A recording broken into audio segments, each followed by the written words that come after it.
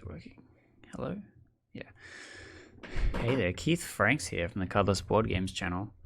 And today I am asking the question, can I crochet a board game?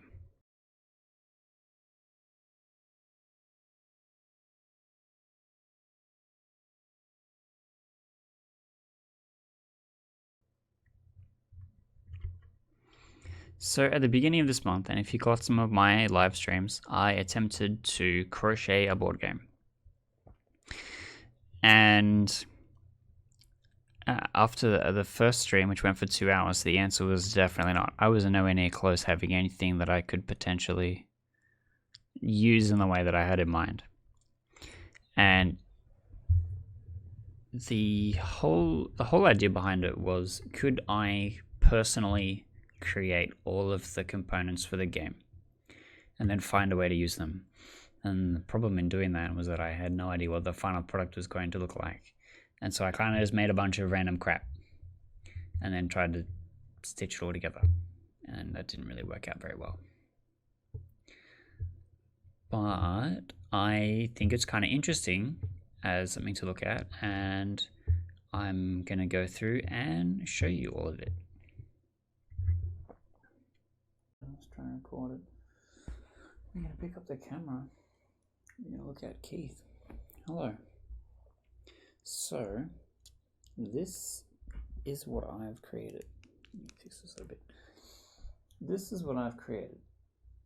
This is my attempt at trying to knit a board game, or crochet specifically. Let's take the pieces off right now. So this is the board. It looks horrible.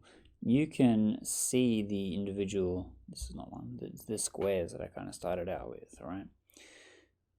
Oh, that is not part of the board. Anything else hiding under there? There is, there's another spare piece. So I made a bunch of squares.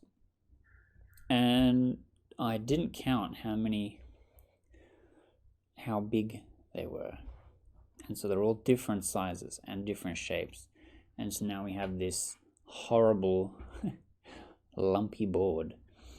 And I thought, that's part of the challenge. That's the point.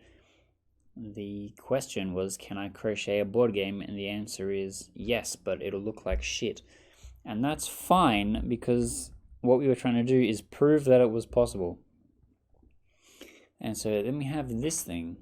Now this is the very first thing that I made for the challenge, and it was completely by mistake.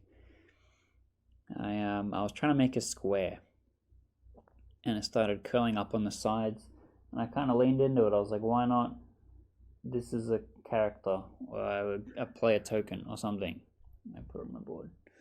There's like a whole bunch of other bits that could be trimmed and knitted up, but I wasn't really sure what I was going to do with this. And then I made this handbag. That's precisely what it is. You might be able to see a little bit of a white glint in there, because inside is a D20, or a spin down life counter from Magic the Gathering. It's very common that I will steal board game components from other games in order to fill out prototypes, but this one is a D20 bag. Alright, and then that goes on the board. And this is the same, except this one has 2 D6 inside. You can kind of see. And I'll bring it up for the camera. And now, the idea behind this challenge was that I would just crochet a bunch of random stuff and then attempt to make a game. Now, crocheting stuff takes a long time. This pile of crap is about 4 hours worth of work. Some of it in thinking, some of it in remembering how to crochet. I repeat, I'm not an expert on this. And then now I have to attempt to design a board game. From this minute, I have very little thought into this otherwise. But what I had when I was building the map, the idea was for it to be an area control thing. That's why it's semi-symmetrical. Obviously that didn't work out. We do have some defined zones, like this could be argued is a square. This could be argued is a square. There's this little area that nothing really lined up, so I just like knit here. Same with here. And you could argue this is a square, you know, this and this. And so the idea is that our black little, I don't know, bag person, character has to travel in some fashion from one red space to another red space. You can probably start wherever you want. But then we have the monstrous handbags, right? And the idea is that the handbags, with the exception of you probably being able to hear the dice, bit of ASMR for you, be able to hear the dice in there, I would probably use a D12 or something, is that you would be hiding them. Player 2 would be in red, and they would hide which dice is in which bag. The bags would probably be better constructed, but this is about as far as I got in designing the bags, alright? So then, when player 1 is trying to move to a place, they will not be able to pass through the red bags, I guess. I don't know. And then you could strategically move to block things, right? And then as the thing makes its journey around, you would be forced to make a die roll of some sort. And then if the red player has advantage in some way, they would know which bag to choose because they know which the correct one is. But the black player, if they must choose a bag, they might not know. It might not be obvious. Hopefully it would not be obvious, and they would pick a bag, and then they're rolling at disadvantage. Rolling, I don't mean disadvantage like the D&D term. I mean like literally one is a D12, one is a D20. If you roll a 16 on the D20, you can't lose. And then winning a die roll would score you a point in some way, and then points would possibly do something.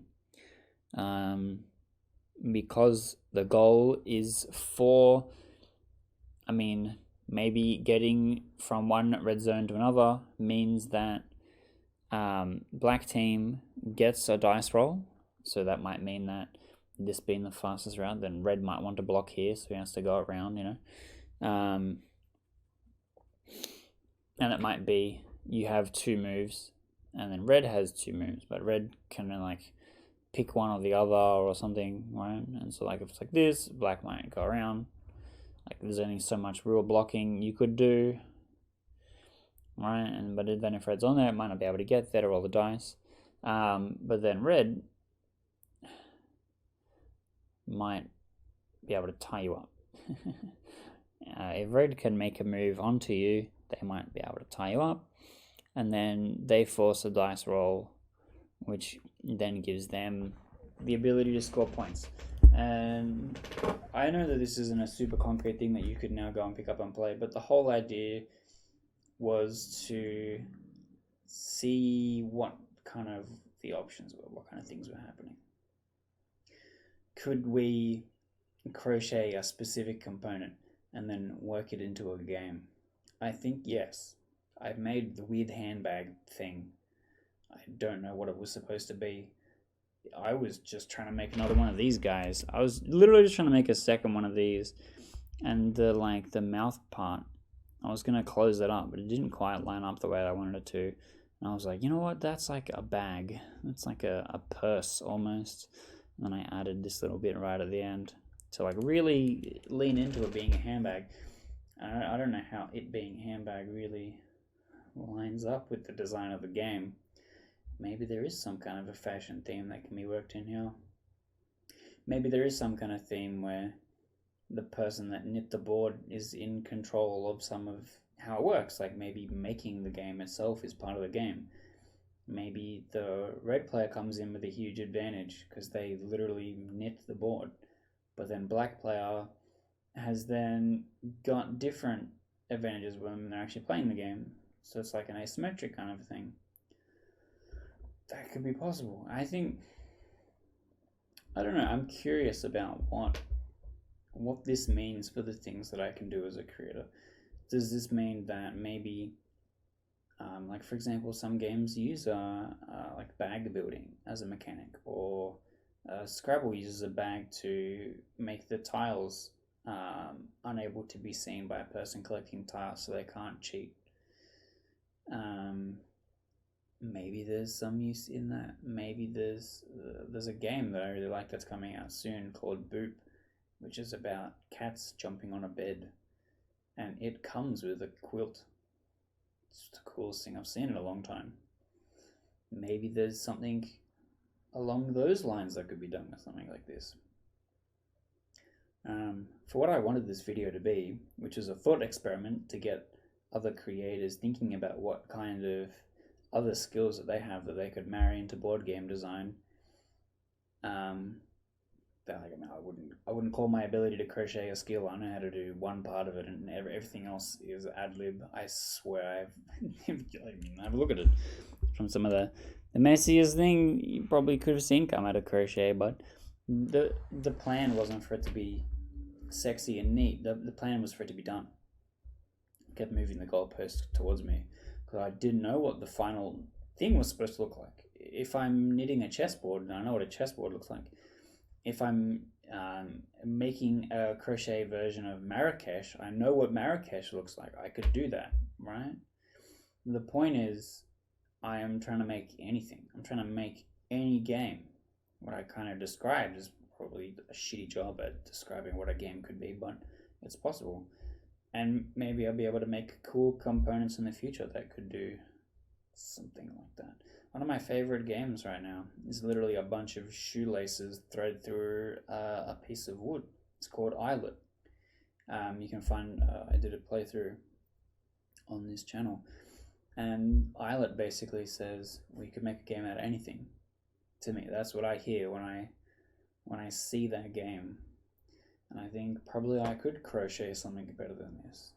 Probably I could put some forethought into what it's going to look like, and we could make that. But for now, this is not horrible. This is not the most painful thing to look at, and maybe I will find a use for this someplace. Find a use for this weird square. I might send it to my mom and tell her I made a rug. That would be kind of funny. But that's what we got so far.